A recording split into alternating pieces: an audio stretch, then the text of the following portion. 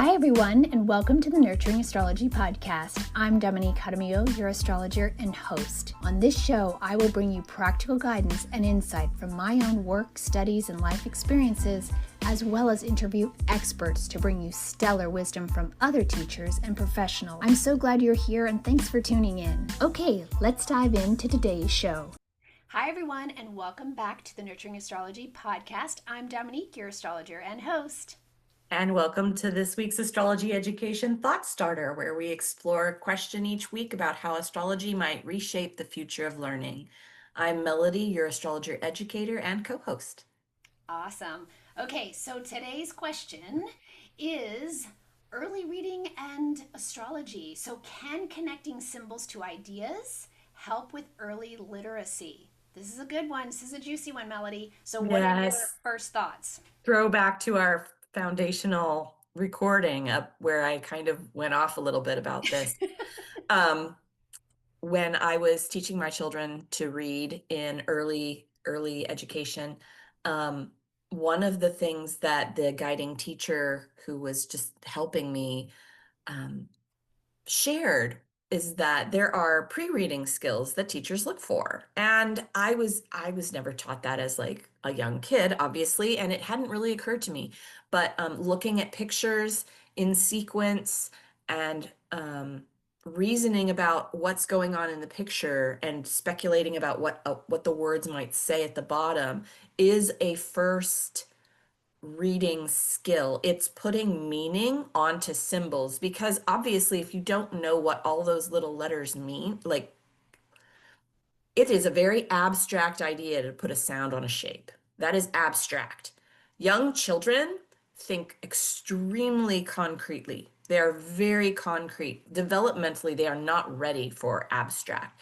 And so pre-reading skills include and contain that concrete to abstract back and forth. And what I think astrology offers is another step in the concrete to abstract idea. So if you look at the glyphs, and this came about because I was learning astrology as I was teaching my young children. And I had to learn astrology symbols, their language abilities. And so I would look at the circles in the planet glyphs, the semicircles, the cross is in there. And as I was doing that, I discovered sources online that talked about each one of those pieces of the glyph having a meaning. Mm-hmm. And from there, I started investigating, the cross of earth, the cross of matter has a meaning. In Venus, it's under the circle of life. And so Venus has this circle of life on top of the cross of matter. How does that reflect Venus's meaning of relationships, beauty, and so many things like that? Whereas Mars has the circle of life with an arrow. And how does that really reflect life taking action, life starting? And then the correspondences, Mars ruling Aries, and that circle of life starting, and how Aries is spring and the ram, and that forward motion is included in all of it. And as I was both teaching my children pre-reading skills with abstract to concrete, and also teaching myself astrology, abstract to concrete symbols, I thought these should be happening together, because it's a completely separate thing. Reading symbols is not the same as reading words. And in fact, learning to read symbols while you're also learning to read words fires both right and left brain. Mm-hmm. And if you only ever learn to read sequentially this way, your brain gets locked in. I mean, this goes all the way back to our summit, to my presentation at the summit, Astrology as a Language. But yep. Your brain only learns to read sequentially, one left to right. It's kind of locked into one way of processing. Whereas if you also learn to read a circular chart, that's much more of a holistic approach to looking and reading symbols and ideas and interactions. Ooh, that's You juicy. got me on my soapbox and I just ranted. No, that's why I was like, pose the question and let's go. No, Yes. it's oh, it's so juicy. It's so good, and like again, this simple, abstract to concrete to abstracted. Ding.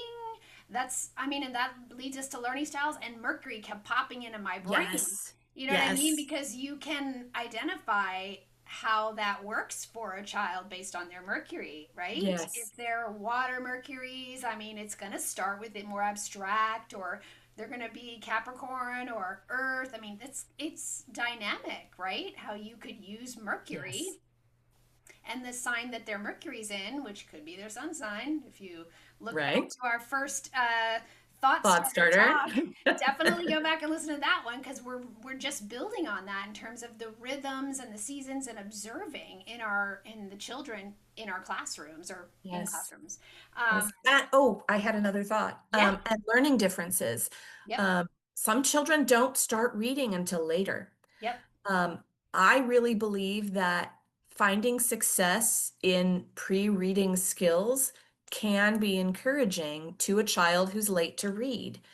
Um, as I've said, developmentally, concrete to abstract can be difficult. And if a child is struggling and struggling and struggling to read, sometimes it can feel for an educator or a parent like you're beating your head against a brick wall. Yep. And I think astrology can offer a a much needed break that still supports the brain trying to do the Yep. thing. I think yep. Because astrology is a symbolic language. It is not a literal word language. Right. Those glyphs don't mean sounds. They mean things. They mean ideas. And Concepts. practicing that concrete symbol to idea can be a break from, oh my gosh, I don't remember if this is a D or a B and what sound it makes. Like that's kids can really, especially kids with dyslexia, can really get stuck in that. Oh yeah. Kids whose left and right brain haven't integrated, if they skipped the crawling stage, their left and right brain may not go back and forth, and they need more practice going from concrete to abstract. And so offering maybe you know what, we're going to set reading aside, we're going to do a short unit on astrology, and here's how we're going to do Yeah. that. And just practicing Mm-hmm. the the interpretation Yeah. can fire that interpreting right brain and connect it to the literal left brain. Yeah. Um, Yeah. The things that yeah. are popping in my brain too, because I'm one of those astrologers, like whenever I'm having a conversation, I see charts in my head, I see Yes. astrology in my head. Yes. And I'm thinking to myself, how many parents have come to me, I've done to look at their child's chart, and they want to know a little bit about their learning styles or things like that. You can see, astrologers can see in the chart when there could be slower to read, Yeah. slower in that area. Or even there are astrologers who've done in-depth studies already about seeing things like Right. that in the chart. And so again, giving the parent and the teacher some support in remembering that every child does have their own timing as well. There are grand concepts in astrology and timing techniques, but we all still are on our own journey, and those timings Mhm. are not every child has the same, Mars return at 2. Sometimes Right. it's earlier, sometimes it's later. That depends Yeah. on their unique astrology. And so it's again giving parents and teachers a map to understand that child may need a little bit more time, may need a different approach. And if you have multiple kids in a classroom have that, then, hey, take a different approach, give that group a little bit more time or give them more of that abstract, help them. So Yeah. I feel like, again, it's one of these things where it's showing me that astrology can be literally taught in the classroom Hmm. and Hmm. helpful, but it also can be an immensely powerful tool behind the scenes for an educator. Yeah. Like Yeah. priceless. Handwriting. That was the piece I wanted to do. Okay. Handwriting. The other thing that a lot of times slower learners or neurodivergent students struggle with is handwriting. And Mm-hmm. again, back to language, back to making abstract symbols and signs. But maybe you want to break from making letters. Again, like you can still make similar shapes and you're forming different things that aren't. I'm talking about a kid who might just be like so tired of writing letters that instead of, okay, we're going to drop writing for a while, let's do a short unit of drawing. And yeah, they might get that it's the same thing, but if you let them, they're still making similar shapes. A circle for Venus will work just as much as if you're making a Q or a P Yep. or any of the other Or a or an B. O or an Yeah. A. You're still making a circle, and maybe you're decorating it. Maybe you're drawing Mars and then pictures of, I don't know, bows and arrows, Yeah. whatever else you might think. Or maybe you're finding all the common shapes among the symbols. Mm-hmm. In the board books that I'm making, I'm talking about the different, the shapes that compose the glyphs. And eventually I would love to have like a watercolor seek and find that Mm-hmm. puts all of the symbols that have that shape. So that if there's an arrow, it's got Mars in the background, it's got Sagittarius in the background, so that you can see those Mm-hmm. arrows and know that they're present in several different places within astrology. That's cool. I just had like fired off a few other thoughts as you were speaking to that. Mercury is just like binging in my head. We need to talk more deeply about Mercury, but it was about, oh yeah, the curriculum. So I kind of feel like if we could get on some actual teachers that are interested in Mm. astrology but don't know much, or they're interested even in just like learning about this, I'd be curious to understand, to know their curriculum. Like if they're saying, yeah, this is what I do and this is how I present it, and then astrologers can show them how they could integrate Right, that new awareness, like a right. really a collaborative effort Oh, that between sounds so exciting. educators and Hmm. astrologers, because they have their built out curriculum. This is what they have to teach and how they teach it, and then talk to an astrologer about how you could innovate that and bring in these other concepts and make learning, Yes. also making learning more fun. We had this conversation too about kids learn when they're having fun, when it's Hmm. playful. Yeah, for So sure. finding ways to make that fun. I know teachers do it. I Hmm. just feel like this could be another level of it, right? Absolutely. Absolutely. Um, I think especially along about January, February, burnout is real. Burnout for not just the kids, not just the Mm-hmm. teachers, administrators, like it's just Mm-hmm. you can really be down and struggling to be creative and bring that fire to the class. And so I think introducing new ideas and topics and things you're excited about Yeah. is super It important. sounds like this could be really cool for like, even preschool time, right? Because that's when they Yes. do it, and then like a different level in like kindergarten through third. I Hmm. know they say that like if you're not learning, if kids don't know how to read by like third grade, it can get more and more challenging for them. But there was Yes. I remember when I volunteered in the classroom, and even my mom helped me. She liked to volunteer, and there was a young boy who just couldn't read, and it's like did no interest in it. And so Hmm. we were like worried about him a little bit. But then at come sixth grade, years later at graduation, this same this same kid was honored. He was like, Hmm. he had excelled. It got chills. He had found the rhythm. I don't know what the timing Hmm. hit right for him. He Yeah. not only did he read, he was being awarded all these great excellence awards, and Yeah. came in here like a little suit, almost like with a jacket and everything. And I was like, Oh, oh my yeah. gosh, I was like so proud of him. He wasn't my kid, but I was like, oh Right. my god, Yeah. I'm so It's proud. amazing. Yeah. So it's timing and And giving them knowing not when to pressure, when not to not to pressure, pressure. when to wait for a child to do things in their own time is Yeah, huge. this is a good one. Have you hit on all the like um, thoughts on this one that you had? Because I know you had made some notes. I mean, I know there's lots of huge benefits to this, pattern recognition, Hmm. the abstract I think thinking, it's the practice. I think it's the practice. practice of, getting from a symbol to a sound can for some kids just be too big of a stretch. Yep. Whereas getting from a symbol to an idea might be a shorter stretch. Ooh, I like that. And right. And so then taking it just as like a step and then the next step. Also, it builds pattern recognition and memory. Just remembering the signs and the symbols. That's true. Um, it's creative and story based because all of the signs and symbols have myths Yep. backing them up.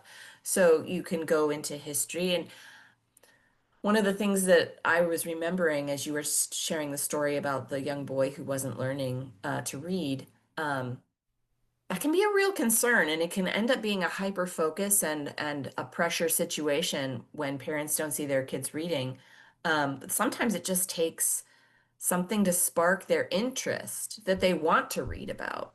And astrology could also offer that because mythology is very fascinating. It is. History can be, depending on how it's taught. And again, astrology is a doorway to those things. Mhm. Patterns. You'll never get me to stop talking about patterns because patterns are fun for people to notice. Um, and there's patterns in the signs. There's patterns in the glyphs. And Um, cycles. It's all cycles. That's and all astrology cycles. is. There's Yeah, cycles and and it is patterns. a way to learn about the world around us. It is. Um, Absolutely. there are ways to enhance that through repetition. I mean, Mm-hmm. repetition will work for early reading skills as well, but also just repetition of signs and glyphs Mm-hmm. and yeah, This is where also I think reading. I know we read to our children. They say yes, read to your kid when they're from yes, in your belly to like read, read, read.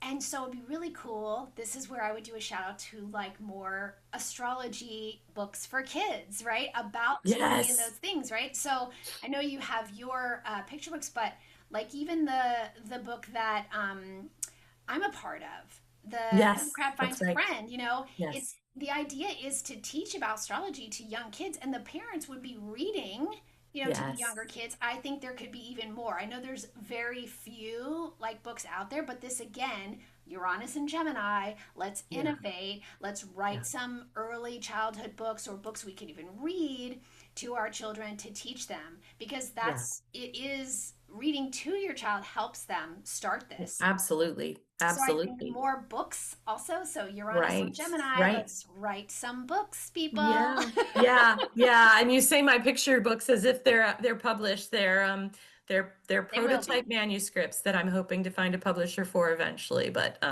yeah, I'm super excited about them, and I think they have a real place in this conversation. And Yeah, you've been putting your heart and soul into those for a long time. And we always also talk about timing when it comes to that's astrology and right. divine timing. And That's right. maybe this Uranus and Gemini is the timing when that finds Yes. its home as well. And the Yes. gift of what your passion comes to be to support teachers and young educators as well. So, Absolutely. yeah, Thank you. absolutely. So, any other finding thoughts on this thought starter? This is a good one. And I It feel was like, really good. I think it's such I feel like this has been a simple topic, but yeah, so powerful. So it yep, doesn't feel like one that we have to like keep build hitting the on. nail on the head so much as like, this is super cool.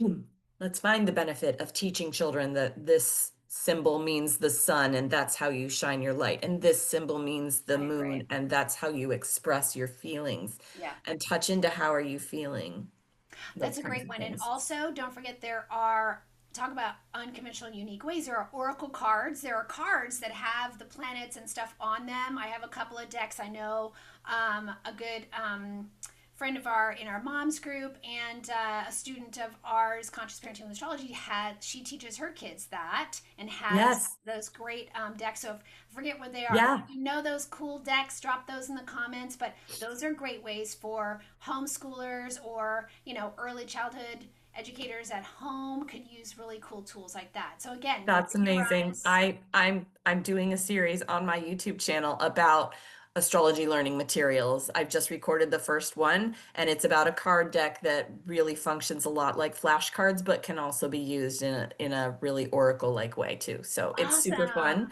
and I can't wait. I'm planning on publishing it today or tomorrow. So Okay, watch great. for that. So tell everybody where to find you for your YouTube channel. I'm at Clarity Listening on YouTube.